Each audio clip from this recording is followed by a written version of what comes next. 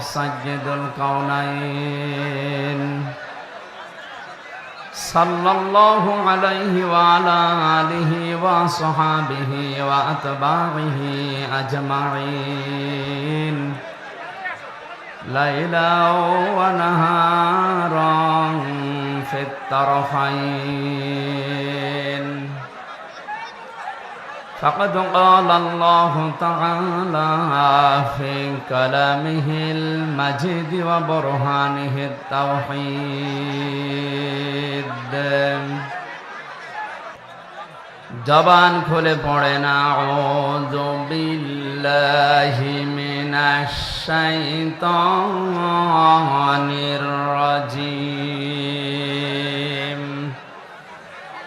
বিসমিল্লাহির রহমানির রহিম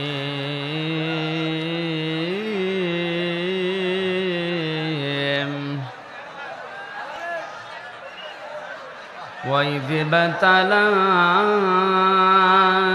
إِبْرَاهِيمَ رَبُّهُ بِكَلِمَاتٍ فَأَتَمَّهُنَّ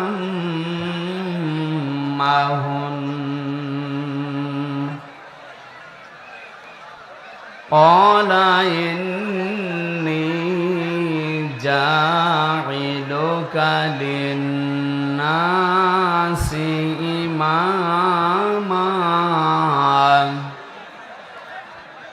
قَالَ وَمِنْ ذُرِّيَّتِي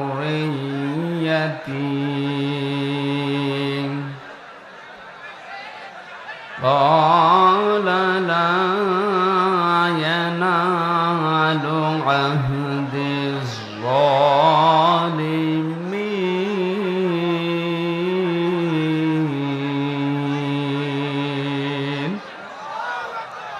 صدقت يا ربنا.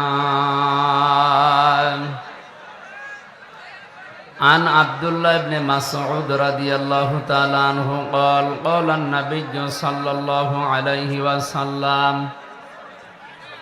اتقي دعوة المظلوم فإنها ليس بينه وبين الله حجاب. رواه مسلم.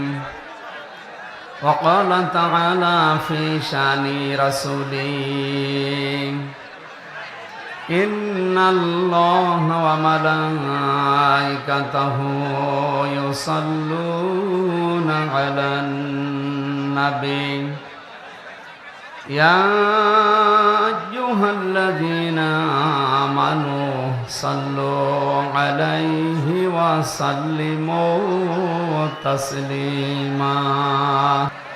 আমি যদি কখনো তায়েফে যাই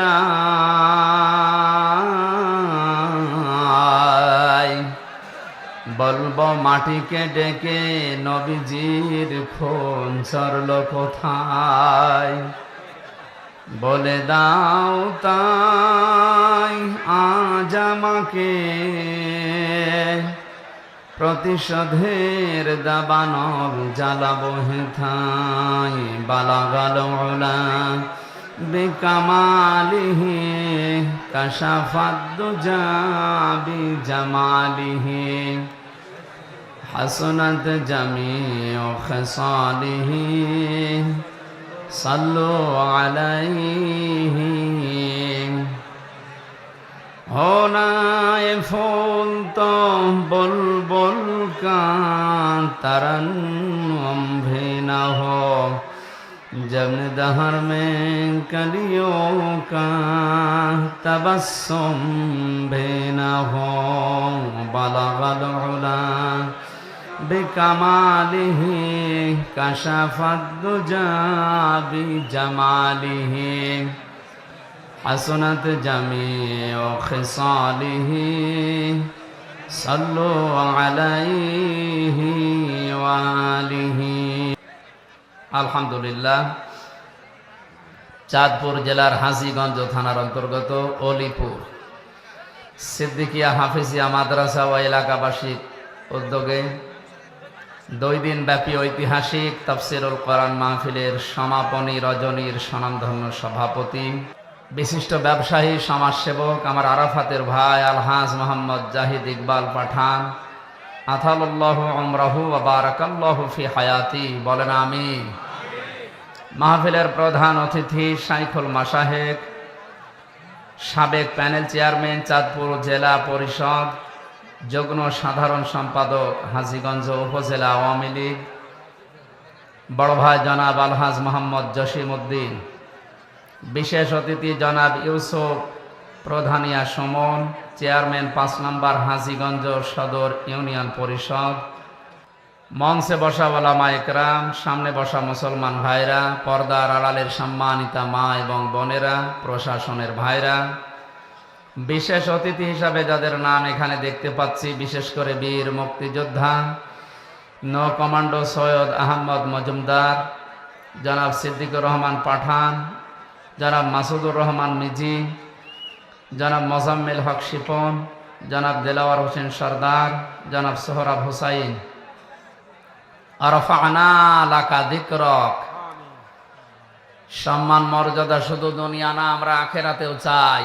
এই মানুষগুলোর দুনিয়া আখেরাত যেন আল্লাহ নূরান্বিত করে দেন, বলেন আমিন।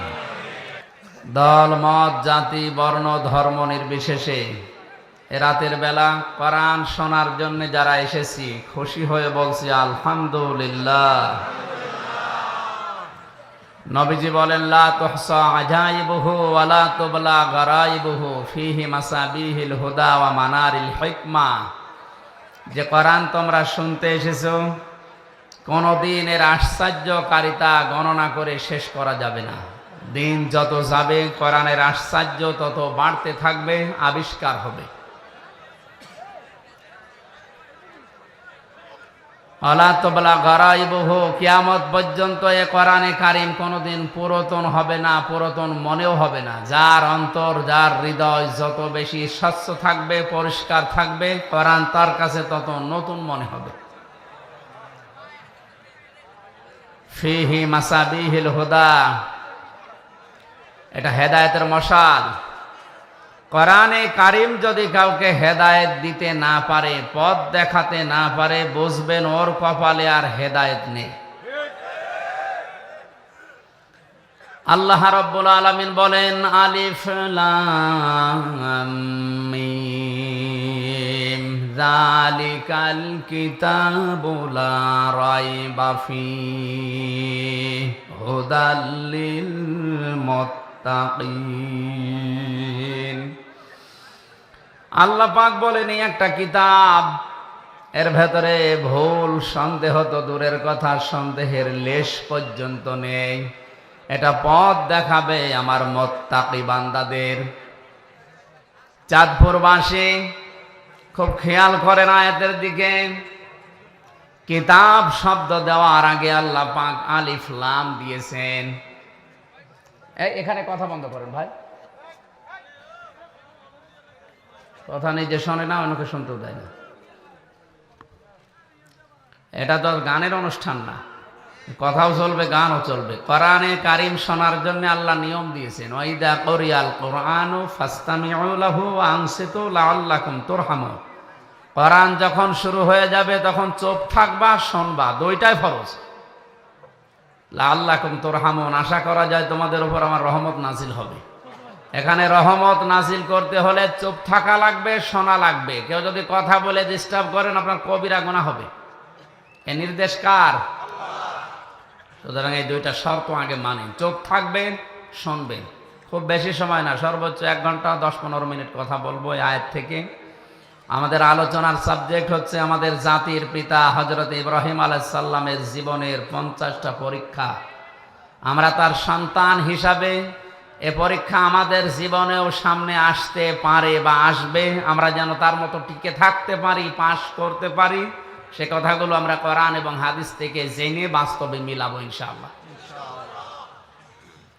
আমারে ডিস্টার্ব করে আমার কথাগুলো ভুলিয়ে দেবেন না। কথা তো আমি আর বানাবো না, উপর থেকে তো আশা লাগবে নাকি? সুতরাং আমি পরিবেশ করেন, কেউ কথা বলবেন না, দাঁড়িয়ে থাকবেন আর সব বসে। কেতাবের আগে আলিফ লাম দেওয়ার কারণ, যেখানে অনেক আলেম বসে আছে, কারণে হাজীগঞ্জ কামিল মাদ্রাসা মুহাদ্দিস আবু নসর আশরাফি ভাই সহ হাজারো আলেম এখানে তৈরি হচ্ছে এই চাঁদপুরের জন্য। এটা একটা নিয়ামত। স্টেজে অনেক আলেম বসে আছে। আলিফ লাম 4 প্রকার, তার ভেতরে এইটা নির্দিষ্ট করার জন্য এই আলিফ লাম কিতাবের আগে আল্লাহ দিয়েছেন। পুরা কোরআনে কারিমের নাম আমি তাফসিরে ফি জিলালিল কোরআনে পেয়েছি প্রায় 55টার উপরে। ব্যাপকভাবে প্রসারিত হয় তামাম দুনিয়াতে 5টা নাম। 1 নম্বরে কোরআনে কারিম, 2 নম্বরে কোরআনের নাম হচ্ছে আল ফুরকান, 3 নম্বরে কোরআনের নাম আজ-জিকির, 4 নম্বরে কোরআনের নাম আশ-শিফা, 5 নম্বরে কোরআনের নাম হচ্ছে আল কিতাব। আল্লাহ পাক আল কিতাব দিয়ে কোরআনে কারিমকে ইঙ্গিত করে জানিয়েছে একটাই মাত্র কিতাব, যার ভেতরে ভুল নেই, সন্দেহ নেই, কিয়ামত হয়ে যাব তাও এর ভেতরে কেউ ভুল বের করতে পারবে না। এই চ্যালেঞ্জ দিয়েছেন কে? আল্লাহ। 1500 বছরে আজ পর্যন্ত এই চ্যালেঞ্জের মোকাবেলা কেউ করতে কিয়ামত পর্যন্ত পারবেও না, কারণ এই চ্যালেঞ্জ আমির হামজার না, এই চ্যালেঞ্জ কার? কেন আল্লাহ আলিফ লাম দিয়েছেন এটা বলার জন্য বলছিলাম। বিশেষ করে যারা আলেম আছেন তাদেরকে ইঙ্গিত করছে, একটু খেয়াল করেন। দুনিয়াতে একটাই মাত্র কিতাব আল্লাহ এখন পাঠিয়েছেন, কিয়ামত পর্যন্ত আর আসবে না। মানব জাতিকে পরিচালনা করার জন্য জীবন বিধান হিসাবে যা দরকার সবের ভেতরে খুলে খুলে বর্ণনা করা আছে। সুতরাং কোরআন শরীফ বাদ দিয়ে পৃথিবীর কোন কিতাব মানুষকে রাস্তা দেখাতে পারে না, হেদায়েত দিতে পারে না। এই জায়গাটা এত আওয়াজ হয় কি? এরা মানুষ নাকি দেবতা? কথা বলে না কেন? চুপ করেন। আমরা দেখতে পাচ্ছি আপনারা দাঁড়িয়ে আছেন, দাঁড়িয়ে থাকেন, কথা বলবেন না। আপনি নিজেও শুনছেন না, মানুষকে শুনতে দিচ্ছেন না। কত মানুষ দেখেন না বসে আছে? কথা বন্ধ করেন।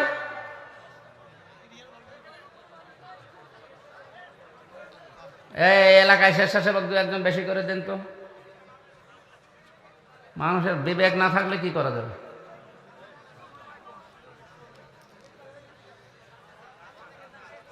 কোরআন শোনার জন্য যে আদব আল্লাহ দিলেন আমি তো আগে বলে নিলাম। আপনি তো এই অনুষ্ঠানে এসেছেন, এটা পুরাটা এখন নামাজের মতো ইবাদত। নামাজে কথা বলা যায় না, এদিক ওদিকে তাকানো যায় না, গল্প করা যায় না, যায়? তো এটা যদি নামাজ মনে করে আপনি বসে থাকে, এটা কথা বলেন কেন? 1-1.5 ঘন্টা মনে করবেন আমি নামাজে দাঁড়িয়ে আছি। কারাগারে 3 বছরে আমি তাহাজ্জুদের নামাজে যারা আলেম আমরা ছিলাম, আমরা যা পড়েছি 1-1.5 ঘন্টা 2 ঘন্টা, বিশেষ করে 3:30টা থেকে একেবারে আজান পর্যন্ত এই কেটে যেত। বাইরে তো 10 মিনিট নামাজে দাঁড়িয়ে থাকতে পারি না, অথচ 2.5 পারা 1.5 পারা করে 2 পারা করে পড়া লাগতো। মনে করবেন আমি নামাজে আছি। নিস্তব্ধ হয়ে যান, কথা বলেন কেন? চাঁদপুরবাসী, সারা বাংলাদেশের লোক আমরা জানি, নোয়াখালী, চাঁদপুর, লক্ষ্মীপুর, কুমিল্লা এই এলাকার মানুষগুলো আল্লাহ ভীরু বেশি। এটা রেকর্ড হচ্ছে, কালকেই সারা বাংলাদেশ ছড়াবে। আপনাদের আচরণ যদি এই দেখে, কি বদনাম হবে না? নিজেদের বদনাম নিজেরা করবেন। কথা বন্ধ করো ভাই। কিতাবের আগে আলিফ লাম দিয়ে আল্লাহ এই ঘোষণায় দিয়েছেন, দুনিয়ায় একটাই কিতাব এখন আছে, কিয়ামত পর্যন্ত এটা থাকবে, যেটা মানুষকে হেদায়েত দিতে পারে। আয়াতের ব্যাখ্যায় আমি হাদিস পেয়েছি, নবীজি বলেন, মানিত্তাবাআল হুদা বিগাইরিল কোরআন আদাল্লাহুল্লাহ। তিরমিজি শরীফের হাদিস। এক একটা কথার ওজনে দুনিয়ার চাইতেও বেশি। আল্লাহর নবী বলেন, কোরআন বাদ দিয়ে পৃথিবীর কোন মানুষ যদি ভালো হওয়ার নিয়তে হেদায়েত পাওয়ার জন্য দুনিয়ার কোন জায়গায় যায় যেখানে কোরআন নেই, এরকম কোন জায়গায় ওর মন ছিল ভালো হওয়ার, কিন্তু আল্লাহ দায়িত্ব নিয়ে ওকে গোমরা বানিয়ে দেবে। আপনি টের পাচ্ছেন কি বললাম? আলেমরা হয়তো টের পেয়েছে। শব্দের দিকে খেয়াল করেন, আদাল্লাহুল্লাহ শব্দটা যদি দল্লা ইয়াদিল্লু নবীজি দিতেন তাও তো অর্থ হয়ে যেত তাহলে বাংলা অর্থ দ্বারা তো আপনি নিজেই নিজেকে পথ ভ্রান্ত করে ফেলেছেন। কিন্তু আদাল্লাহ শব্দটা বাবে ইফআল থেকে আসার কারণে আদাল্লাহ ইউদিল্লু বাংলা অর্থ দাঁড়িয়েছে আপনি হয়তো ভালো হওয়ার নিয়ত নিয়ে কোনো জায়গায় গিয়েছিলেন, কিন্তু কোরআনে কারিমের কর্মসূচি সেখানে ছিল না, কোরআনের নিয়ম নীতি পদ্ধতি ওই জায়গায় চলে না। এই জন্যে আল্লাহ নিজে দায়িত্ব নিয়ে আপনাকে গোমরা বানিয়ে দেবে। চাঁদপুরবাসী কথার লোড কত, ওজন কত আপনি টের পাননি এখনো। আপনার নিয়ত ভালো, কিন্তু কোরআন সেখানে ছিল না, এই জন্য আল্লাহ দায়িত্ব নিয়ে আপনাকে আরো খারাপ বানিয়ে দেবে। চিন্তা করেন, হেদায়েত দেওয়ার মালিক হামজা? আসতে বলেন কে? একচ্ছত্র মালিকানা আল্লাহ। আর আল্লাহ নবী কেউ দেননি। বিশ্ব নবীকে যদি আল্লাহ হেদায়েতের মালিক বানিয়ে দিতেন, তাহলে তার আত্মীয় স্বজন চাচা ভাতিজা যারা আছে তাদেরকে তিনি দিয়ে দিতেন, আমাদের পর্যন্ত আসতো না। হযরতে আবু হুরায়রা একদিন লাফাচ্ছিলেন আনন্দ করে। সাহাবীরা বলে, ও কি এত বেশি আনন্দ করো, লাফাও, কারণ কি? হযরতে আবু হুরায়রা বলেন, এই মাত্র কোরআনে কারিমের আয়াত নাযিল হয়েছে যে হেদায়েতের একচ্ছত্র মালিকানা আল্লাহ, আর এটা কোনো নবীর হাতে, ফেরেশতার হাতেও আল্লাহ দেননি। আমি আনন্দ করি এই কারণে, আমি তো নবীজির আত্মীয় না।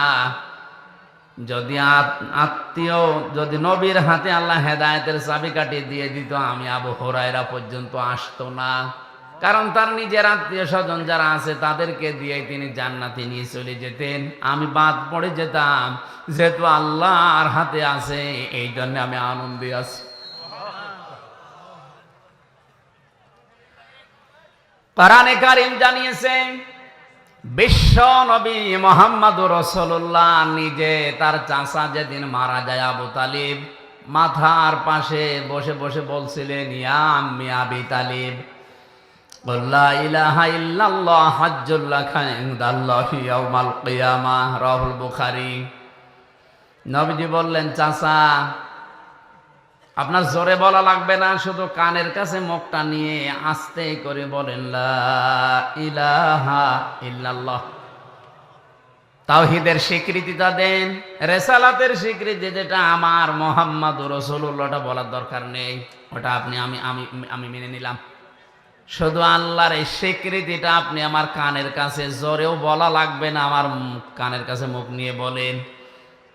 আমি কথা দিলাম কিয়ামতের দিন আল্লাহর দরবারে ঝগড়া করে আপনাকে আমি জান্নাতে দিয়ে আসবো। পাশে দাঁড়িয়েছিল আবু সেহেল আর আবু লাহাব। আবু সুফিয়ান ডাক দিয়ে বলে, নেতা পড়বা, সারা জীবন বাপ দাদার ধর্ম অনুসরণ করলে এখন ভাতিজার নতুন ধর্ম গ্রহণ করে কলঙ্কিত হবা। মানুষ তোমারে কা পুরুষ বলবে, ভীরু বলবে। আবু তালিব ওই সময় ডাক দিয়ে বলেছে, ভাতিজা আমি তোমাকে ভালোবাসি, কিন্তু এটা আমি পড়তে পারলাম না, তুমি আমাকে মাফ করে দিও। বলেন তো মাফ করার মালিক কে? বিশ্বনবীর মন খারাপ হয়ে গেল। সঙ্গে সঙ্গে কোরআনে কারিমের সূরা কসসের 56 নম্বর আয়াত আল্লাহ ফেরেশতা জিবরাইলকে দিয়ে পাঠালেন, শুনিয়ে দেন, ইন্নাকা লা তাহদি মান আহবাবতা ওয়ালাকিন্নাল্লাহা ইয়াহদি মান ইয়াশা ওয়া হুয়া আ'লামু বিল মুহতাদিন। জোরে বলেন আল্লাহু আকবার। আল্লাহ পাক বলেন, হে নবী আপনি মন খারাপ করেন কেন? হেদায়েত তো আপনার হাতে আমি দেই নেই যে যাকে ইচ্ছা তাকে দিয়ে দেবেন, বরং এটা আমি আল্লাহ হাতে রেখেছি, আমি যাকে চাই তাকে দান করি। আমি আপনার চাইতে অধিক বেশি জানি যে হেদায়েত পাবে কে। এটা আপনার চাচা আমি জানি, কিন্তু এই লোকটার তো মন নেই হেদায়েত নেওয়ার। আপনি এত চেষ্টা করলেন, আপনার রিসালাতের ঘোষণা পর্যন্ত আপনি দিতে নিষেধ করেছেন যে ওটা দরকার নেই, শুধু তাওহীদের কালেমাটা একটু পড়েন, তারপরও সে পড়ে নাই। এই জন্য আমি আল্লাহকে হেদায়েত দেইনি। এরপরেও নবীজি তার কবরের পাশে দাঁড়িয়ে দুহাত তুলে মোনাজাত করেছিলেন, রব্বুল আলামিন তুমি দয়া করে আমার চাচাকে মাফ করে দাও। সঙ্গে সঙ্গে জিবরাইল এসে বললেন, হে নবী হাত নামান। কার জন্য হাত তুলেছেন? মা কানা লিন-নাবিয়্যি ওয়াল্লাযীনা আমানু আইয়াস্তাগফিরু লিল মুশরিকিন ওয়ালাউ কানু উলি কুরবা মিন বা'দি মা তাবায়্যানা লাহুম আন্নাহুম আসহাবুল জাহিম। বিবেক যদি থাকে চিন্তা করেন যে নবী জীবনে হাত তোলা লাগে নাই, মনের ভেতরে কামনা আসলে এই মোনাজাত কবুল হয়ে গেছে। সেই নবী হাত তুলে বসে আছে কবরের সামনে চাচার জন্যে। জিবরাইল এসে বলছেন আপনি হাত নামান। কার জন্য হাত তুলেছেন? এই লোকটা আপনার চাচা, আল্লাহ জানে। সারা জীবন আপনাকে ভালোবাসা দিয়েছে, কোলে কাকে পিঠে মাথায় দিয়ে চোমা দিয়ে দিয়ে বড় করেছে, আল্লাহ দেখেছে। কিন্তু হেদায়েত পাওয়ার জন্য লোকটার মন ছিল না, এই জন্য আমার আল্লাহ তাকে হেদায়েত দেয়নি। হে নবী, শুধু আপনি না, কোন ইমানদারের জন্য, কোন নবীর জন্য এটা বৈধ না, জায়েজ না, উচিত না, শোভনীয় না কোন মুশরিকের জন্য আল্লাহর কাছে ক্ষমা চাবে, যদিও ওইটা নিজের নিকটাত্মীয় হয়। চিন্তা করেন, নবীজিকে আল্লাহ এই ধমকটা দিলেন, নবীজির জন্যও শোভনীয় না, উচিত না কোন মুশরিকের জন্য ক্ষমা চাওয়া। এত ঘৃণিত আল্লাহর কাছে যারা শিরিক করে, এই মুশরিকরা হজে যারা যায় তাদেরকে প্রথমে এই কথা বলা লাগে, লাব্বাইক আল্লাহুম্মা লাব্বাইক লা শারীকা লাকা লাব্বাইক। হে আল্লাহ, সেই বাংলাদেশের চাঁদপুর থেকে এসেছি, কাফনের কাপড় পরে এসেছি তোমার ঘর, আমি এখন তাওয়াফ করব, আমি হাজির হয়ে গেছি, আমার নামটা তোমার হাজিরা খাতায় লিখে নাও। প্রথমেই ঘোষণা আসে, বান্দা দাঁড়া। কাবার চত্বরে প্রবেশ করার আগেই বলা লাগে, লা শারীকা লাকা লাব্বাইক। তুই বল যে আল্লাহ আমি মুশরিক না, আমি আর যাই করি আমি শিরিক করি না। অথচ তামাম দুনিয়ায় আজ মানুষকে মুশরিক বানানোর পাই তারা চলছে। একজনের নামে একটা সূরা নাযিল হয়েছে কোরআনে কারিমে, তার নাম লোকমান। লোকটা নবীও না, রাসূলও না, একটা সাধারণ মানুষ। তাফসিরে পড়েছি, এত সাধারণ দুনিয়ায় তিনজন কালো মানুষের নাম আমি পেয়েছি। একজন হযরতে মাহজা, হযরতে ওমরের খাদেম ছিলেন, গোলাম ছিলেন। 2 নম্বরে হযরতে বেলাল। 3 নম্বরে এই লোকটা যার নাম বললাম লোকমান। জহব্বারে গে ঠোঁট ছিল একেবারে ঝোলা, ঝুলেছিল ঠোঁট, এত কালো। তাফসিরের ভাষায় এরকম কালো মানুষ দুনিয়ায় ওই 2 জন ছাড়া আর পাওয়া যায়নি। চেহারা ছিল একেবারে উল্টা পাল্টা, চুলগুলো ছিল উস্কো খুস্কো। চেহারার যে বর্ণনা দেখালাম, একবার দেখলে আর একবার দেখতে মন চাবে। আসতে বলেন। অথচ এই লোকটার জন্য 4 পৃষ্ঠার একটা সূরা আল্লাহ কোরআনে কারিমে নাযিল করে তাকে চিরন্তন করে দিয়েছেন। একটাই মাত্র কারণ, তিনি তার সন্তানকে আল্লাহর সাথে শিরিক সম্পর্কে কিছু কথা তাকে উপদেশ হিসাবে বলেছিলেন। وَإِذْ قَالَ لُقْمَانُ لِابْنِهِ وَهُوَ يَعِظُهُ يَا بُنَيَّ لَا تُشْرِكْ بِاللَّهِ إِنَّ الشِّرْكَ لَظُلْمٌ عَظِيمٌ। আল্লাহ পাক বলেন, হযরত লোকমান তার সন্তানকে যখন উপদেশ দিচ্ছিল, ওই কথাটা স্মরণ করো। তিনি সর্বপ্রথম বলেছিলেন, লা তুশরিক বিল্লাহ, হে আমার আদরের সন্তান, দুনিয়ায় আর যাই করো শিরিক করবা না। কি করবা না? কারণ পৃথিবীর সব অপরাধ আল্লাহ মাফ করে দিলেও দিতে পারে, কিন্তু শিরিকের গুনাহ আল্লাহ মাফ করে না। এই জন্য এটা যেহেতু ভিডিও হচ্ছে, রেকর্ড হচ্ছে, কালকে তামাম দুনিয়ায় ছড়াবে। আমার সামনে এখন মাত্র 50,000 মানুষ না, 750 কোটির উপরে মানুষ আমার সামনে বসে আছে। সবাইকে উদ্দেশ্য করে বলছি, আপনি আর যাই করেন শিরিক করবেন না। এত রাগ হয় আল্লাহর শিরিক করলে। বাড়িতে যদি এখন আমি যে দেখি আমার স্ত্রীর কাছে পাশের বাড়ির একজন সলিমদ্দি শুয়ে আছে, কিছু করে নাই, এমনি শুয়ে আছে, ভালো লাগবে? আবার স্বামী হিসাবে আমার যেমন রাগ হওয়ার কথা, আমাকে সেই বীর্য থেকে শুরু করে আমির হামজা পর্যন্ত যা বানিয়েছে সব একাকে, আর কারো কিছু আছে? আল্লাহ পাক বলেন, নেই থেকে এ পর্যন্ত নিয়ে আসলাম, আর আমার সাথে শরীক করো। আমি ঠিক ওই স্বামীর মতো রেগে যাই। স্বামী যেমন কাছে কিছু পেলে স্ত্রীকে টুকরা টুকরা করে ফেলবে, ওই সময় আমারও মন চায়। আমার নাম হালিম, সহনশীল, ধৈর্যশীল, এজন্য তোর কিছু বলি না। কোরআনে কারিমে সবচাইতে ভয়ঙ্কর আয়াত হচ্ছে শিরকের বিরুদ্ধে। ইন্নাল্লাহা লা ইয়াগফিরু আন ইউশরাকা বিহি ওয়া ইয়াগফিরু মা দুনা যালিকা লিমান ইয়াশা। আল্লাহ পাক বলেন, অবশ্যই আমি আল্লাহ সব অপরাধ গুনাহ মাফ করে দিলেও দিতে পারি, কিন্তু শিরকের গুনাহ মাফ হবে না। এজন্য আমাদের সাবধান থাকা দরকার। জীবনে আর যাই করি অন্তত শিরিক যেন জীবনে না থাকে, কারণ মুশরিকের জন্য নবী পর্যন্ত ক্ষমা চাওয়া নিষেধ। কথা বুঝতেছে? অথচ টাটকা মুশরিক বাংলাদেশে মরে যাচ্ছে, আল্লাহর আইনের সাথে শিরিক করে, তার শক্তির সাথে শিরিক করে। যারা ক্ষমতার উৎস জনগণ বলে, তারা আল্লাহর আয়াতের সাথে শিরিক করে। এ বিশ্বাস এলাকায় আছে? এক্ষুনি আপনি পরিবর্তন হবেন, নয়তো মুশরিক হয়ে মরবেন। ক্ষমতার উৎস একমাত্র আল্লাহ। আপনি বাস্তবে মিলাতে পারেন না, সেটা আলাদা, কিন্তু বিশ্বাস করা লাগবে ক্ষমতার উৎস জনগণ নয়। কে বলেন তো? আন্নাল কুওয়াতা লিল্লাহি জামিআ। যারা ক্ষমতার উৎস জনগণ বলে চালান, তারা এই সূরা বাকারার এই আয়াতের পুরাপুরি বিরুদ্ধে। তারা আয়াতের সাথে শিরিক করছেন, তারা মুশরিক।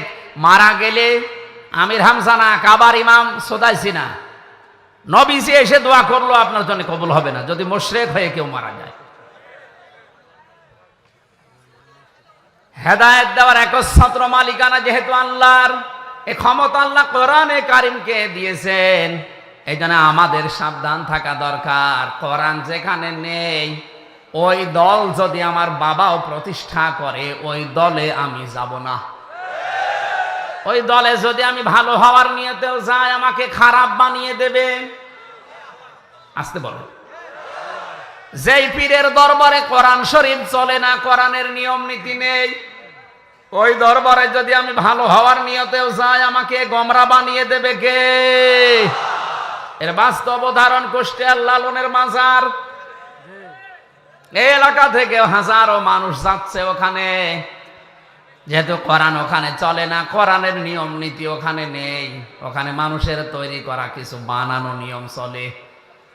এই জন্য আমার মনে হয় ওখানে গেলে মানুষ ভালো হওয়ার পরিবর্তে আরো খারাপ হয়। আগে গাঁজা খেত না, এখন গাঁজা খায়। আগে বিড়ি সিগারেট খেত না, এখন বিড়ি খায়। কথা বলেন না কেন? তাহলে লোকটা ভালো হয়েছে না খারাপ হয়েছে? আরে নদী পার হয়ে যে আল্লাহর ওলি আছে, আমি নাম নাই নিলাম, ওখানে গেলে মানুষ দেখি আগে দাড়ি মাড়ি যায় রাখতো, ওখানে গেলে দাড়ি কেটে সফা করে ফেলে। তাহলে ভালো হয়েছে না খারাপ হয়েছে? আমি বাস্তব নিজে গিয়ে দেখেছি শিরিক প্রকাশ্যে চলছে। বিশ্ব নবীর দরবারে, নবীজির কবরস্থানে, নবীজির মাজারে, আল্লাহর নবীর রওজায় আমি 16 সালে ঘুরে এসেছি। এইভাবে যাওয়া লাগে না, এইভাবে পিছিয়ে আসা লাগে না, কিন্তু ওই দরবারে গিয়েছি, এইভাবে যাওয়া লাগবে, আবার এইভাবে পিছিয়ে আসা লাগবে। লা তাত্তাখিযুল কুবুর মাসাজিদা। নবীজি বলেন, কবরকে তোমরা সেজদার জায়গা বানিও না। আজ হাজারো পীরের দরবারে কবরগুলো মাজার পূজা হিসাবে চলছে। যে কবরে মাজার পূজা চলে, ও কবর ভেঙ্গে দেওয়া আমাদের জন্য একেবারে ওয়াজিব হয়ে গেছে। হাজার বেদাত করে, আর এটা সব চাইতে বেশি চট্টগ্রাম বিভাগে। দিনের নামে, ইসলামের নামে নতুন নতুন জিনিস তৈরি করে এরা ইসলাম বানিয়ে চালিয়ে দিচ্ছে। এই জন্য বেদাত যারা করছেন তারা থামেন। বেদাত করলে নবীজি বলেন, বেদাত পন্থী যারা, বেদাত আবিষ্কার যারা করে, সালাম দেওয়া পর্যন্ত জায়েজ নেই। 2 নাম্বারটা এখন বলা যাবে না মোনাজাতের আগে। বলেন আমি মায়ের খাই। নবীর সুপারিশ 2 নম্বরে নবীজি বলেন, পাবে না তারা যারা জালিম শাসকের তোষামদি করে চলে। এটা এই দেশে এখনো শুরু হয়নি, অন্য দেশে চলছে।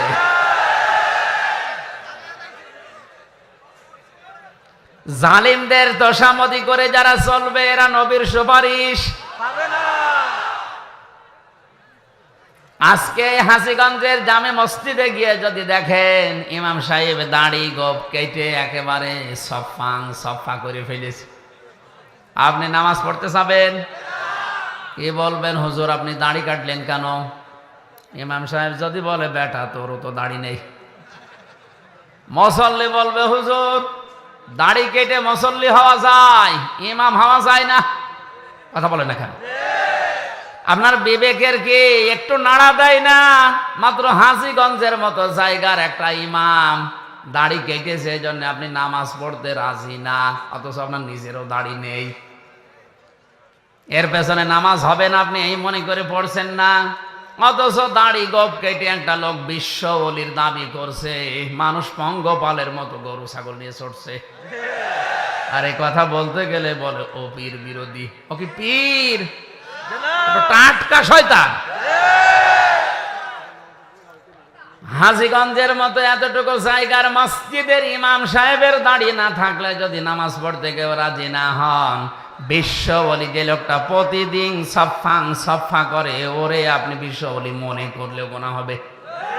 এই জন্য হাজারো মানুষ ওখানে ভালো হওয়ার নিয়তে যায়, শিরিক আর কোরআন না থাকার কারণে হাজারো মানুষ আল্লাহ গোমরা বানিয়ে দিচ্ছে। এই সত্য কথাটা বললাম আপনাকে বাঁচার জন্যে। এরপরেও যদি কারো বিবেক না খোলে, আমার মনে হয় ওর বিবেকের উপরে কুকুরে পোশাক করেছে। অবশ্য ঠিক। তাহলে কোরআনে দুনিয়ায় একমাত্র কিতাব যেটা মানুষকে হেদায়েত দিতে পারে। আজকের এই ময়দান থেকে সিদ্ধান্ত নিয়ে বাড়ি যাওয়া লাগবে, কোরআন যেখানে নেই ওই দলে, ওই দরবারে, ওই আস্তানায় আমি যদি চাই আমাকে গোমরা বানাবে কে? এরপরেও যদি আপনি যান, এবার যান, আপনি কোথায় যাবেন যান। আমার মনে হয় ওয়াজ হয়ে গেছে না, মানে আবার কি ওয়াজ করব? এই কথাটুকু যদি বুঝে এখন এই প্র্যাকটিক্যাল লাইফে আপনি সেট করতে পারেন, এটাই তো ওয়াজ হয়ে গেছে। এই হাদিসটা যদি কেউ মেনে নিতে পারে মনে প্রাণে, যে কোরআন যেখানে নেই ওখানে গেলে আল্লাহ তাকে গোমরা বানিয়ে দেয়, এই বাংলাদেশে কোরআন ছাড়া অন্য কোন দল এদেশে চলবে না। আল্লাহ আমাদের বোঝার তৌফিক দিন, বলেন আমিন। দরুদ আর সালাম পাঠ করছি আমাদের নবী, মানবতার মহান শিক্ষক মুহাম্মদ রাসূলুল্লাহ সাল্লাল্লাহু আলাইহি সাল্লামের প্রতি। কোরআনে কারিম থেকে মাত্র একটা আয়াত পড়েছি, সূরা বাকারা আয়াত নাম্বার 124। 286টা আয়াত আছে সূরাতে, 40টা রুকু আছে। মাত্র একটা আয়াতে কত কথা আছে আপনি একটু হিসাব করে করে দেখবেন। তাহলে পুরা কোরআনে আল্লাহ কত কিছু দিয়েছে, আপনার মাথা এলোমেলো হয়ে যাবে। জবান ঘরে কোরআনে কারিমের তাফসিরুল কোরআন মাহফিল, তাফসির আকারে কথা শোনার জন্য পড়েন আউযু বিল্লাহি মিনাশ শাইতানির রাজিম, বিসমিল্লাহির রহমানির রহিম,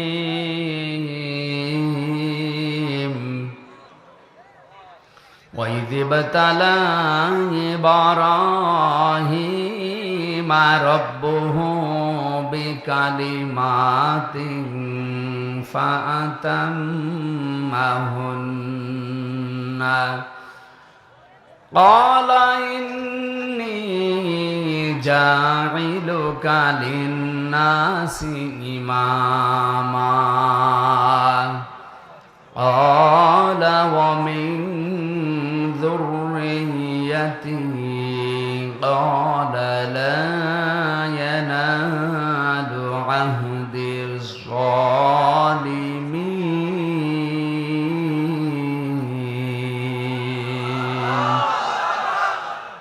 এই যারা ওঠাউঠি করে কি এদের প্রসাব পায়খানা বাদ দিয়ে যদি এমনি চলে যায় গোনা হবে কিন্তু। এই জিজ্ঞাসা করেন তো ওর অবস্থান কি? না আমি হাসির খোরাকি দেইনি, আপনি যদি ভালো লাগছে না এই বলে চলে যান আপনার কিন্তু গোনা হবে। জরুরত থাকলে যেতে পারেন, এমনিতেই উঠবেন না ভাই। সওয়াব নেকি কামাই করতে এসে যদি গোনা হয়ে যায় আপনার না আসায় ভালো ছিল। খেয়াল করেন এ দেশে আমি যতটুকু এই কয় মাস, বিশেষ করে 1 মাস কয়েকদিন বের হয়ে যা দেখছি, এর আগে 20 সালের আগ পর্যন্ত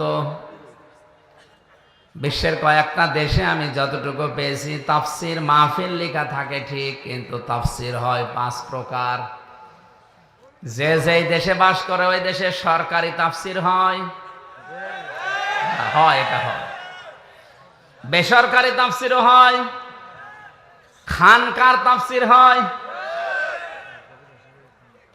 এখানকার পরে আমার যেখানে আছে রাতের বেলা রাত 12:30টার পরে ওখানে খানকার তাফসির হবে।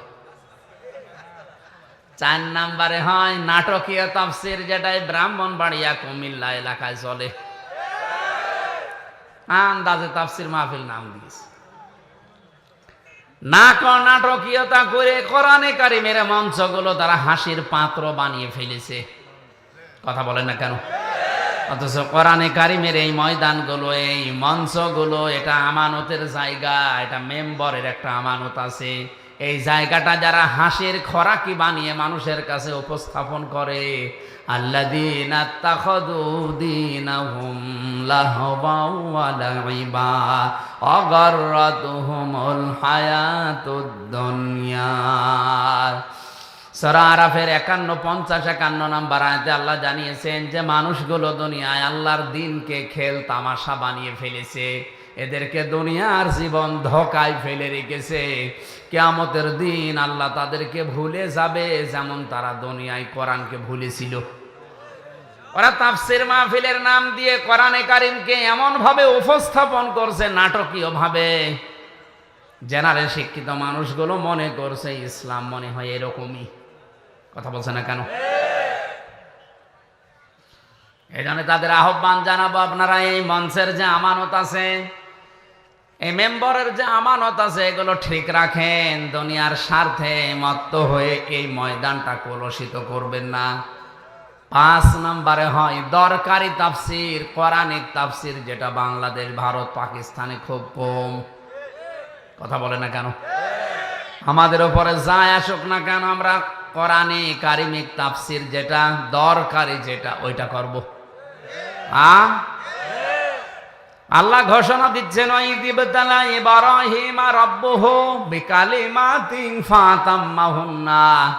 হে নবী, আপনি স্মরণ করেন ওই সময়ের কথা যখন ইব্রাহিম আলাইহিস সালামকে মহান আল্লাহ কিছু কালেমার দ্বারা, কথার দ্বারা পরীক্ষা করেছিলেন, আর প্রতিটি পরীক্ষায় হযরত ইব্রাহিম উত্তীর্ণ হয়েছিলেন। এখন আসেন একটু পরিচয় নেওয়া যাক। এই ইব্রাহিম ইনি কে? আমাদের জাতির পিতা, আমাদের জাতির পিতা। কারণ আমাদের নাম যে মুসলিম, এ মুসলিম নামটা তিনি দিয়েছেন। মিল্লাতা আবিকুম ইব্রাহিম হুয়া সাম্মাকুমুল মুসলিমিন। আল্লাহ পাক বলেন, জাতির পিতা হিসাবে আমি একজনকে ঘোষণা করলাম, তার নাম ইব্রাহিম, আর তিনি তোমাদের নাম রেখেছেন মুসলমান। আমাদের নাম মুসলিম, মুসলিম জাতিয়ে জাতিয়ে নাম দিয়েছে কে? হুয়ার ফাইল এখানে দুইটা, আল্লাহ হতে পারে, ইব্রাহিম আলাইহিস সালামও হতে পারে। ইবনে কাসির বর্ণনা করেন এটা ইব্রাহিম আলাইহিস সালামই বেশি, তিনি আমাদের নাম মুসলিম দিয়েছেন। সুতরাং মুসলমান দাবি করার পরেও যারা ইব্রাহিম আলাইহিস সালামের সন্তান হিসাবে নিজেকে পরিচয় দেন না, আমি বাকিটা বললাম না। বাবার পরিচয় যদি কেউ দিতে না চায়, ওটা কি? আরো জোরে বলেন কি? আশা করছি আর নিচে নামা লাগবে না, মরণ পর্যন্ত এটা মনে রাখবেন, আমি মুসলিম, আমার এই নামটা আমার বাবা দিয়েছেন। এখান থেকে মাসলা বের হয়, সন্তান জন্ম দেওয়ার পরে বাবার যে 4টা দায়িত্ব, তার 1 নম্বরে হচ্ছে তার একটা সুন্দর নাম রাখা। এখানে কত বাবা বসে আছে, এমন এমন নাম সন্তানের রাখে, শয়তান পর্যন্ত হাসে। একই নাম নাম রেখে দিয়েছে বল্টু, নাম। কিয়ামতের ময়দানে প্রতিটি মানুষকে আল্লাহ তার বাবার সাথে নাম ধরে ডাকবে। হামজা বিন রিয়াজ, আজ অনেক মহিলা তাদের স্বামীর সাথে নাম মিলিয়ে রাখে। আমার ম্যাডামের নাম তামান্না, আমার নাম আমির হামজা, উনি যদি তামান্না আমির লেখে না, এটা বৈধ না। ওনাকে লেখা লাগবে ওনার বাবার নামের সাথে তামান্না সুলতানা, ওনার বাবার নাম সুলতান। কারণ আমার স্বামীর সাথে সংসার যদি ভেঙে যায়, আজকেই যদি তালাক হয়ে যায়, কালকে ওর মুখ দেখা আমার জন্য আর জায়েজ। কিন্তু বাবার সাথে তালাক হওয়ার সম্ভাবনা আছে। বলেন বলেন। এজন্য বাবার যে 4টা দায়িত্ব, তার 1 নাম্বারে দায়িত্ব হচ্ছে তার সুন্দর নাম রাখা। 7 দিনে আকিকা করা, এটা সুন্নাত। কেউ যদি না পারে 10 দিনে, 21 দিনে, এরপরে যতদিন পারেন করবেন, আদায় হবে। কিন্তু সুন্নাত হচ্ছে 7 দিনে। আমি বোঝাতে পেরেছি?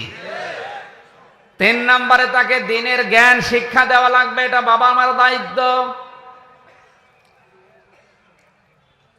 দিনের জ্ঞান শুরু হয় যার নাম নিয়ে, তার নাম বলেন তো। আমি এখানে একটা তথ্য বলবো, যারা জ্ঞানী মানুষ আছেন খেয়াল করবেন। নবীজির বয়স যখন 40 বছর, বিশ্ব নবীকে ফেরেশতা জিবরাইল ওই পাহাড়ে হেরা গুহায় 3 বার বুকে ধরে চাপ দিয়েছিলেন যে পড়েন পড়েন পড়েন। নবীজি বললেন, মা না বেকারি, আমি পড়তে পারবো না। কথা বলেন না কেন? 4বার যখন তিনি বলেছেন, ইকরা বিসমি রাব্বিকাল্লাযী খালাক, বিশ্ব নবী এবার 5টা আয়াত জিবরাইলের সাথে পড়েছিলেন না পড়েন নাই? একবারও কি আপনার বিবেকের কাছে কথাটা আসে না যে কেন এবার পড়লেন?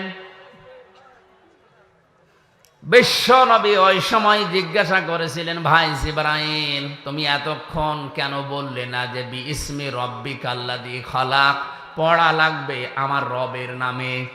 এতক্ষণ খালি বলছিলেন পড়ো। তো কি পড়বো? কার নামে পড়বো? আমি তো আল্লাহর নাম ছাড়া, আমার রবের নাম ছাড়া পড়তে পারবো না।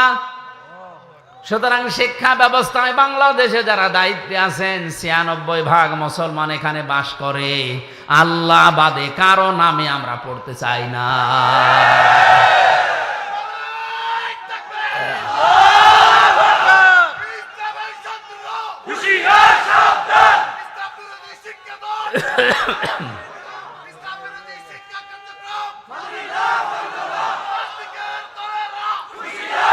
আমার ভাইরা, আমি কথাগুলো শুধু স্লোগান দেওয়ার জন্য, গরম হওয়ার জন্য বলি নাই, বিবেকের কাছে প্রশ্ন করে। নবীজি নবুয়ত পাওয়ার পরে কিন্তু পড়তে পারতেন, তিনি বলেন না আমি পড়বো না। কারণ আমার রবের নাম যখনই আমি শুনলাম তখনই পড়া স্টার্ট দিলাম। বিশ্ব নবী নবুয়ত পাওয়ার পরেই তার উম্মতদেরকে আদেশ দিয়েছে, উম্মতেরা সন্তান তোমাদের হলে তাদের 3 নাম্বারের দায়িত্ব, তার দ্বীনের শিক্ষা দিন। আর দ্বীনের শিক্ষা শুরু হয় আমার আল্লাহর নামে।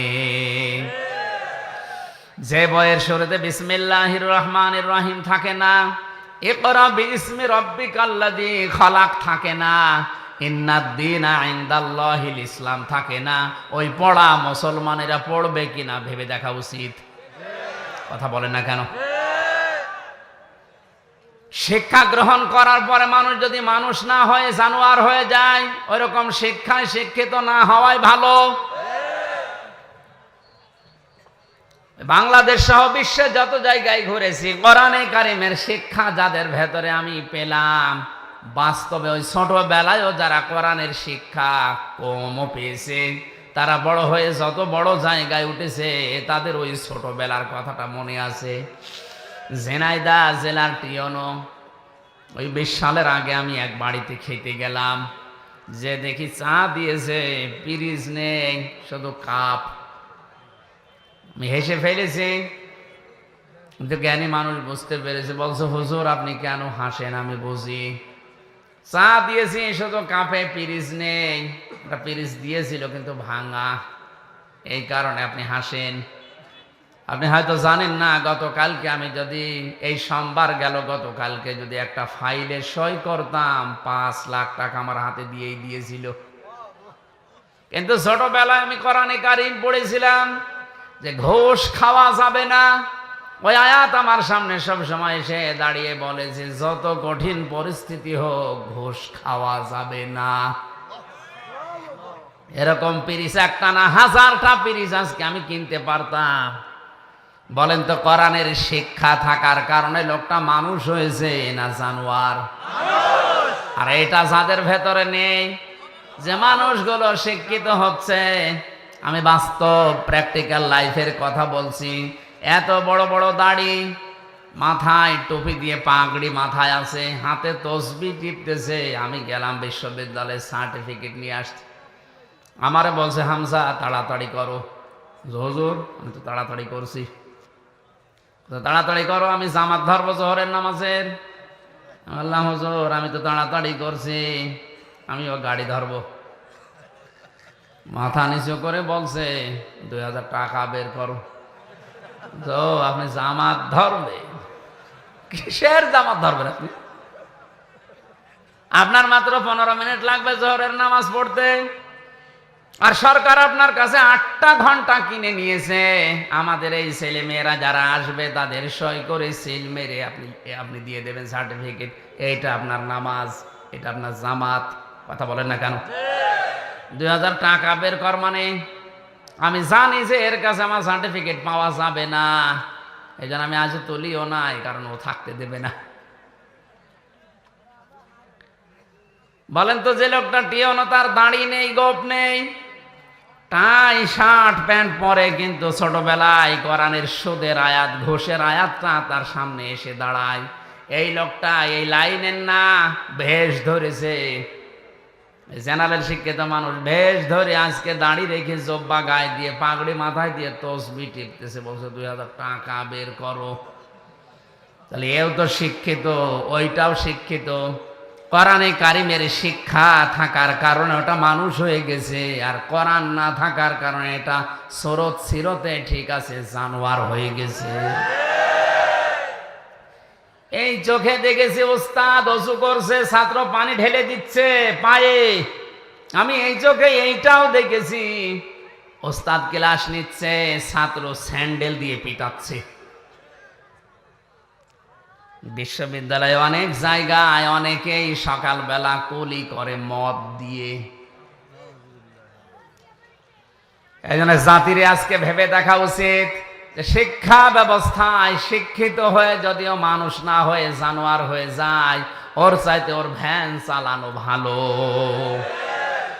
নবীজি নবুয়ত পাওয়ার পরে কি বলেছিলেন? জিবরাইল তুমি এতক্ষণ কেন বলনি যে বিসমি রব্বিকাল্লাযী খলাক, রবের নামে পড়া লাগবে?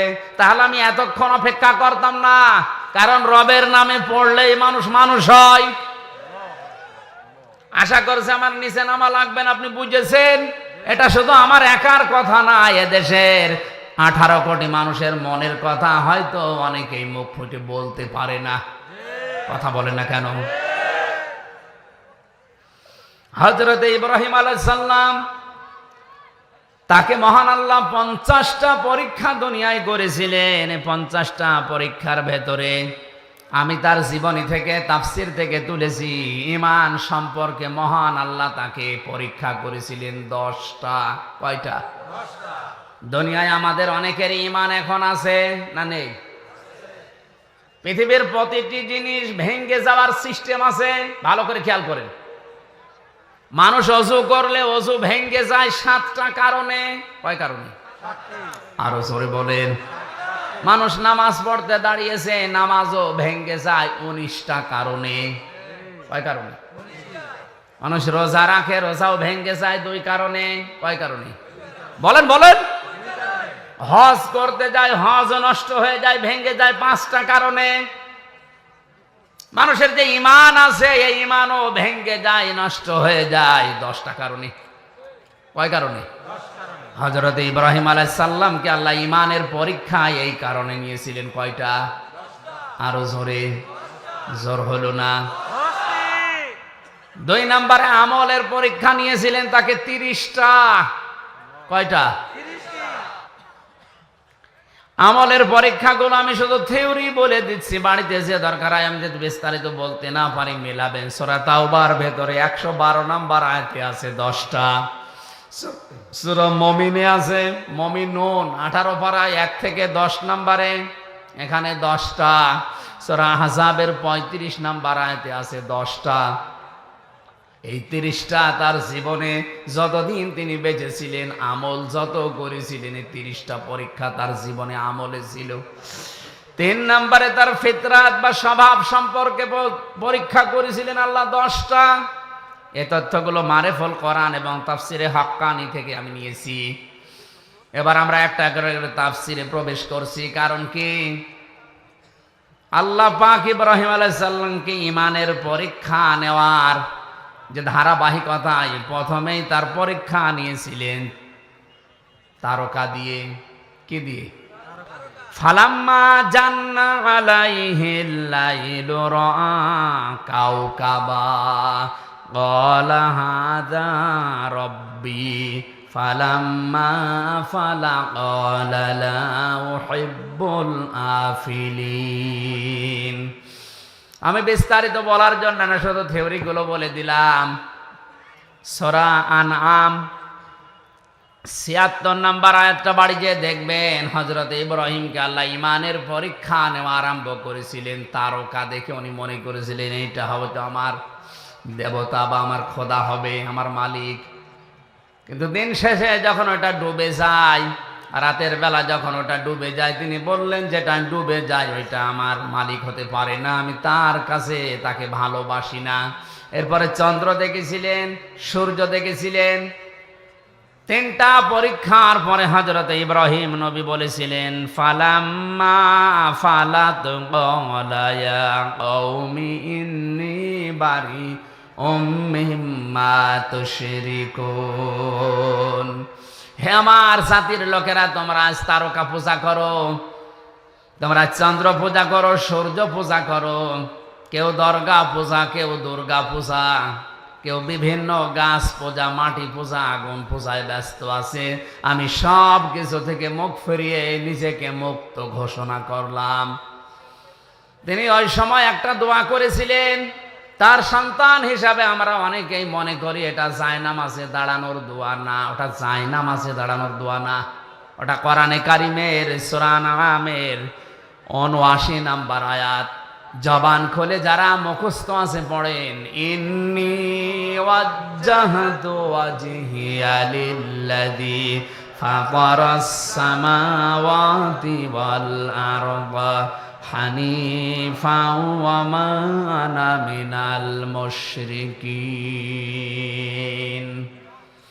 হযরত ইব্রাহিম ওই সময় বলেছিলেন, হে আমার মালিক, আমি সব দিক থেকে মুখ ফিরিয়ে নিলাম, আমি আসমান জমিনের সব দিক থেকে মুখ ফিরিয়ে একনিষ্ঠ হয়ে তোমার দিকে মুখ ফিরালাম, কারণ তুমি আমাকে বানিয়েছো হানিফা।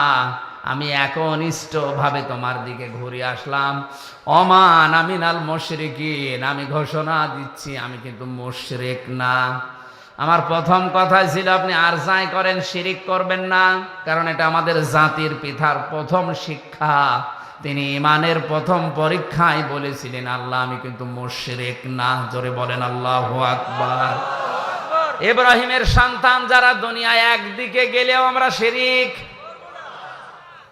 নবীজি বলেন, তোমাকে যদি আগুনের ভেতরে কেউ ফেলে দেয়, তোমাকে যদি কেটে টুকরা টুকরা করা হয়, এরপরেও তুমি শিরিক না। কারণ দুনিয়ার সব অপরাধ আল্লাহ কম বেশি মাফ করে দিলেও দিতে পারে, কিন্তু শিরিক মাফ করবে না। আমি আবার বলছি, আপনারা শিরিক থেকে বাঁচেন। শিরিক 4 প্রকার: শিরিক বিল জাত, শিরিক বিল সিফাত, শিরিক বিল ইখতিয়ারা, শিরিক বিল হুকুক। এই 4 প্রকারকে ভাগ ভাগ করে তাফসিরে হাদিসে আমি পেয়েছি প্রায় 72 প্রকার। শিন র কাপ এই শব্দটা এত বিস্তারিত, এত বেশি কথা এর ভেতরে আল্লাহ পাক লুকিয়ে রেখেছে। কেউ যদি শিরিক নিয়ে আলোচনা করে রাত শেষ হয়ে যাবে, তাও শিরিক শেষ হবে না। অথচ এই সূক্ষ্ম সূক্ষ্ম বিষয়গুলো আমাদের ভেতর অনেকের ভর করে বসে আছে। আমরা শিরিক থেকে বাঁচার জন্য, শিরিক কি, কত প্রকার, কেন শিরিক হচ্ছে, এই বইটা বাজারে পাওয়া যায়, কিনে নেবেন। আমার সবগুলো পয়েন্ট হয়তো মনে নেই, এই জন্য অল্প কিছু বললাম। হযরত ইব্রাহিম আলাইহিস সালাম ইমানের প্রথম পরীক্ষায় তিনি পাশ করেছিলেন, আল্লাহকে তিনি নিজে খুঁজে বের করেছিলেন। আর আমরা তার সন্তান, আমাদের চোখে আঙ্গুল দিয়ে দেখিয়ে দেওয়ার পরেও আমরা পাইতে চাই না। কথা বলা লাগবে। আলেমরা আজ অনেকেই জীবনের উপরে রিস্ক নিয়ে জাতির পিতা ইব্রাহিম আলাইহিস সালামকে যে পরীক্ষাগুলো আল্লাহ করেছিলেন, তিনি নিজে খোঁজ করে করে বের করেছিলেন। আর আমরা আপনাদের চোখে আঙ্গুল দিয়ে হাতে কলমে দেখিয়ে দেওয়ার পরও আপনি ফিরে আসতে চান না। দ্বিতীয় পরীক্ষা করেছিলেন আমার আল্লাহ, তাকে বাধা দিয়েছিলেন। ইমানের উপরে টিকে থাকতে গেলে যে বাধা আসে, আমাদের জাতির পিতায় বাধা পেয়েছেন না পান নাই? সর্বপ্রথম বাধা এসেছিল তার ঘর থেকে। কথা বলে না কেন? আজ ইমানের উপরে টিকে থাকতে গেলে বাধা আসতে পারে কোন জায়গা থেকে? আসছে না অনেকে? তার বাবা বাধা দিয়েছিল ঘর থেকে, সমাজের বাধা এসেছিল, রাষ্ট্রের বাধা এসেছিল, এমনকি তাকে বনবাস পর্যন্ত দেওয়া হয়েছিল। সারা জীবন ইব্রাহিম নবীর জীবনী বিভিন্ন কায়দায় শুনেছি, কিন্তু বনবাসে যাওয়া এটা যে কত কঠিন, 3 বছর এক ঘরের ভেতরে থেকে কিছুটা হলো টের পেয়েছি। আমাদের জীবন মুক্ত জীবন, একটা মানুষকে 24 ঘন্টা যদি একটা ঘরের ভেতরে তালাবদ্ধ রেখে দেওয়া যায়, আমি যতটুকু বুঝলাম ও মানুষটা এমনি পাগল হয়ে যাওয়ার কথা। ইব্রাহিম আলাইহিস সালামকে বনবাসে পর্যন্ত ইমানের পরীক্ষা দিতে যেতে হয়েছিল। কথা বলেন ঠিক কিনা? এরপরে তার হিজরত করা লেগেছে। সন্তান কলিজার টুকরা 80 বছর বয়সে যেটা হয়েছে, তাকে জবাই পর্যন্ত করা লেগেছিল। কথা বলেন না কেন? যদিও জবাই হয়নি, কিন্তু পরীক্ষা তো দিতে হয়েছিল। এরপরে আমার আল্লাহ তাকে দিয়ে কাবা নির্মাণ করিয়ে পরীক্ষা ওই সময় নিয়েছে। এরপরে সবচেয়ে বড় পরীক্ষা তার জীবনে, যেটা আগুনের ভেতরে ফেলে দেওয়া। এটা সারা জীবন শুধু শুনেছেন, একটা মানুষকে জীবিত অবস্থায় আগুনে ফেলে দেওয়ার সময় যে দৃশ্য তৈরি হয়, এটা যে কত বড় কঠিন পরীক্ষা, সম্মুখীন না হলে বুঝবেন না। আমাদের জাতির পিতা ইব্রাহিম আলাইহিস সালামের আগুনের পরীক্ষা দিয়ে তিনি কি লস হয়েছে? কথা বলেন। ফেরেশতা এসেছিল, জিবরাইল, মিকাইল, ইসরাফিল, কত ফেরেশতা এসে বলেছে সাহায্য লাগবে, বলেন। বিশাল অগ্নিকুণ্ড আমরা সব উল্টাপাল্টা করে দেব।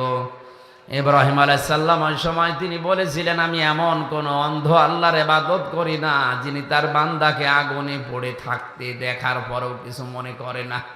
উনি যদি চায়, ওনার যদি ভালো লাগে যে আমি আগুনে পড়লে উনি খুশি হন, ওই রকম মালিককে খুশি করার জন্য আমি ইব্রাহিম 100 বার আগুনে পড়তে রাজি আছি। আল্লাহ রাব্বুল আলামিন ওই সময় তাকে জানিয়েছিলেন, ক্বালা ইন্নী জাইলুকা লিন্নাসি ইমামা। হে ইব্রাহিম, তোমার এই কঠিন পরিস্থিতিতে কথা বলাটা আমি আল্লাহ এত বেশি পছন্দ করেছি, যত মানুষ দুনিয়ায় আসবে এখন যারা আছে সবার জন্য আমি তোমাকে নেতা বানিয়ে দিলাম। তুমি শুধু মুসলিম জাতির নেতা না, লিন্নাসি ইমামা, যত মানুষ আসবে দুনিয়ায় সবার জন্য তুমি নেতা, তুমি নেতৃত্ব দেবে। খেয়াল করবেন এবার, হযরত ইব্রাহিম ওই সময় সঙ্গে সঙ্গে প্রশ্ন করেছেন, ক্বালা ওয়া মিন যুররিয়াতি,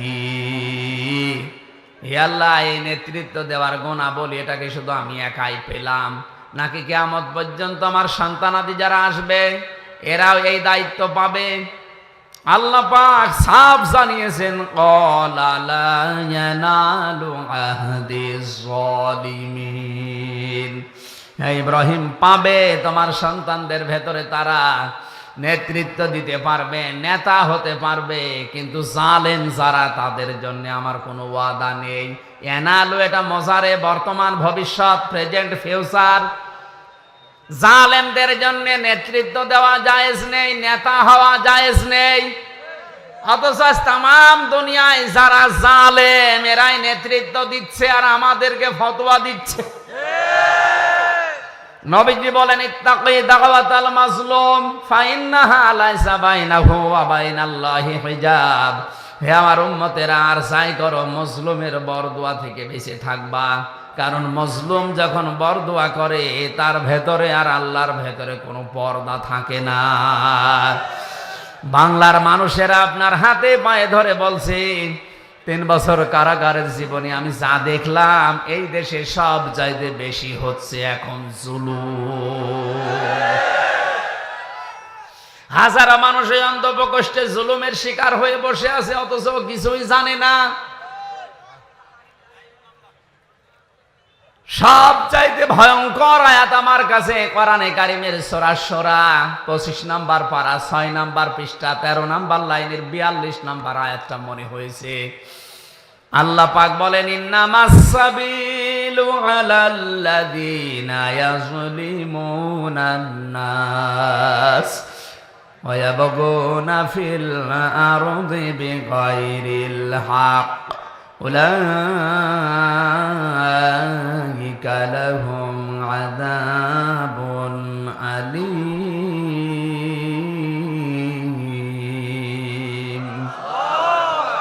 আমি যত তাফসীর বাংলাদেশে পেয়েছি সব তাফসীরের সাথে আয়াতটা মিলিয়েছি, প্রায় 42টার উপরে। ভালো করে শুনেন, আল্লাহ পাক বলেন, আমি আল্লাহ মামলা দেব, অভিযোগ দায়ের করব, কেস করব তাদের বিরুদ্ধে যারা মানুষ হয়ে মানুষের উপরে জুলুম করে।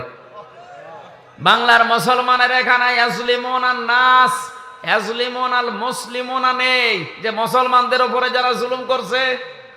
ইয়াজলিমুনান নাস দিয়ে আল্লাহ জানিয়েছেন, মানুষ হয়ে মানুষের উপরে যারা জুলুম করে, তাদের অধিকারগুলো নষ্ট করে। আজ মানুষের তৈরি করা আইনের কারণে বিনা, মনে করেন হঠাৎ করে একটা মানুষ আপনার দ্বারা মার্ডার হয়ে গেল, 30 বছর অন্ধপ্রকোষ্ঠে এক ঘরের ভেতরে আপনাকে কাটানো লাগবে। এটা যে কত বড় মানবতা বিরোধী অপরাধ, কত বড় জুলুম একটা মানুষের উপরে। মানবাধিকার সংস্থাগুলো কি ছাতা করে বেড়ায় আমি বুঝি না। এই আইনটা পাল্টাতে পারেন না? হ্যাঁ, ওরে যদি অপরাধ প্রমাণ হয় ওরে ফাঁসি দিয়ে দেন, ওরে মেরে ফেলেন, কারণ হত্যার বদলে হত্যা করা জায়েজ আছে। কোন কারণে একটা মানুষকে 30 বছর এক ঘরের ভেতরে 24 ঘন্টা তালাবদ্ধ করে রাখবেন? ওকে আর মানুষ থাকবে তো এমনি পাগল হয়ে যাবে। এই কথা বলে দেখেন।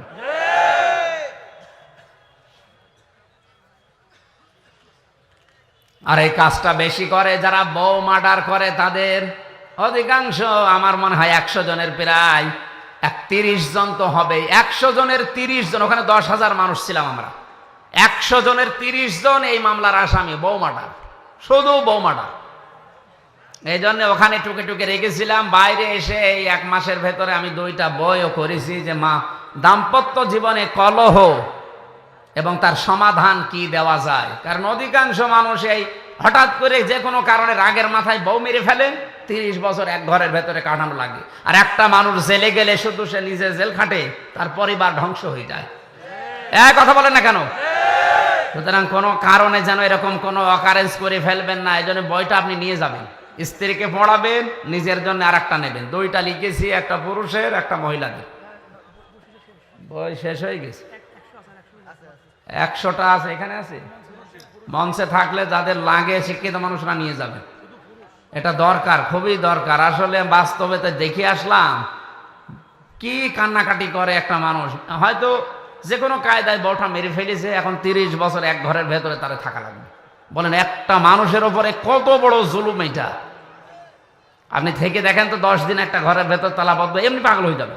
আর 30 বছর, একে কল্পনা করা যায়? এই আইনগুলো সরকারকে বলবো আপনি পাল্টান।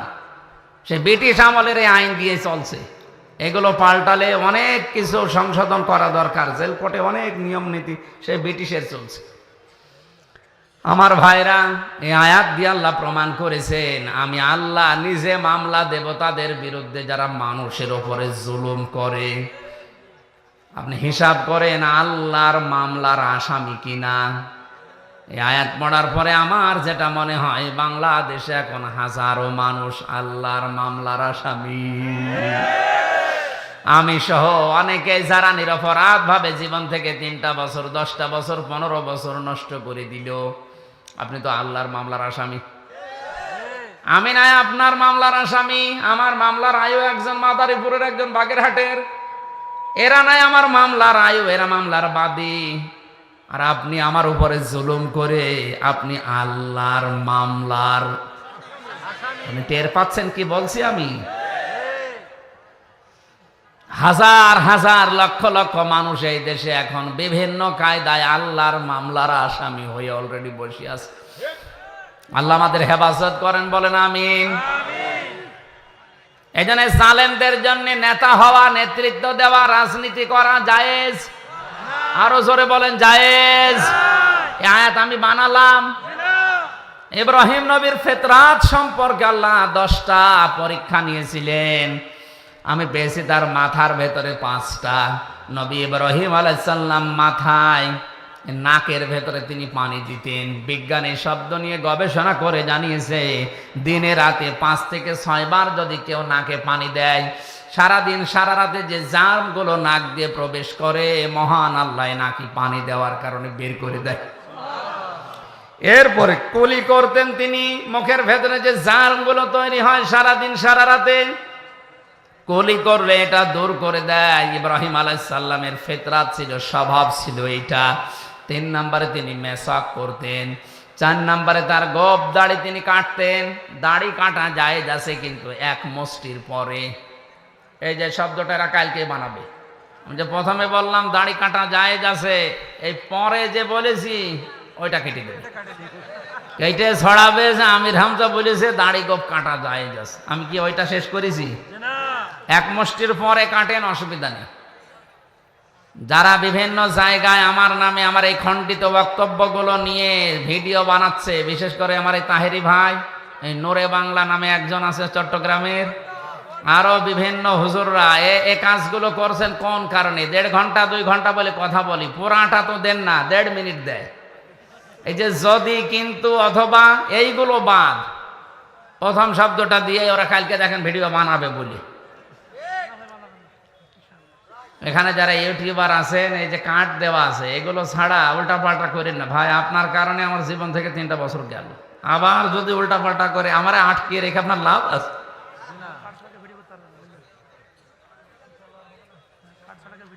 গোপ রাখা জায়েজ নেই। হ্যাঁ, যদি আপনি কেটে রাখতে চান, একেবারে চেঁচে ফেলা ঠিক না, এটা মাকরু।